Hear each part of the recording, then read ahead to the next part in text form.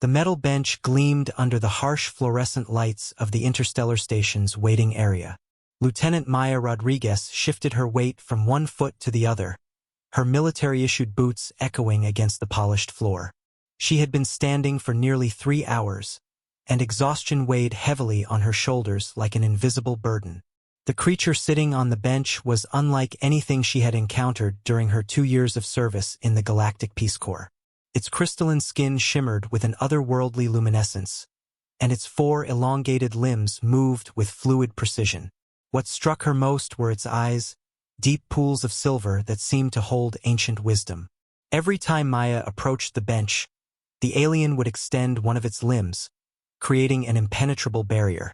Not aggressively, but with quiet determination. The gesture was unmistakable. She was not welcome to sit. "Excuse me," Maya said for the 4th time, her voice hoarse from fatigue. "I've been standing for hours. Could I please just sit down?" The alien's head tilted slightly, its silver eyes studying her with an intensity that made her skin crawl. It made no move to accommodate her request. Instead, it seemed to settle more firmly into its position, claiming the entire bench as its territory. Maya's patience was wearing thin. She had just completed a grueling diplomatic mission on the outer rim planets, mediating a conflict between 2 warring species. All she wanted was to sit down and rest before her transport arrived. The alien's behavior seemed deliberately obstinate, perhaps even hostile. "Look, I don't know what your problem is," she said, her military training keeping her voice steady despite her frustration. "But this is a public space. I have every right to sit here." The alien remained motionless, its crystalline form catching the light like a prism. Maya noticed something peculiar. The creature's skin seemed to pulse with a faint rhythm, almost like a heartbeat. Its breathing, if it could be called that, appeared labored. Growing desperate, Maya decided to try a different approach.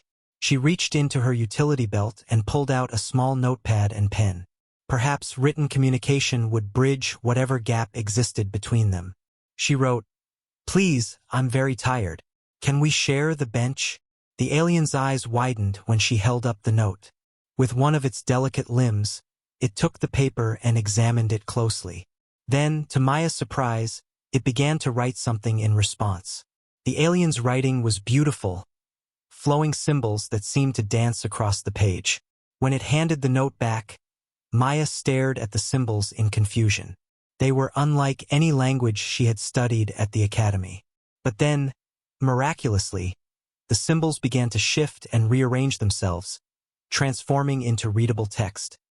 "I cannot move," the note read. "I am dying. This bench supports my failing organs. If I stand, I will collapse.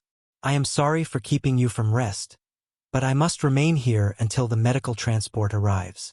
Maya's heart sank. All this time, she had assumed the alien was being rude or territorial. In reality, it was fighting for its life.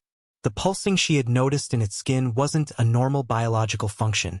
It was the creature's body struggling to maintain basic functions. "I'm so sorry," Maya whispered, crouching down beside the bench. "I didn't understand. Is there anything I can do to help?" The alien wrote again, "Your understanding is help enough. I was afraid you would think me selfish. My people value honor above all else. It pains me to deny hospitality to a warrior." Maya smiled, touched by the alien's concern for her perception of its actions. She settled onto the floor beside the bench, no longer caring about her own comfort. "A true warrior knows when to show compassion," she said softly.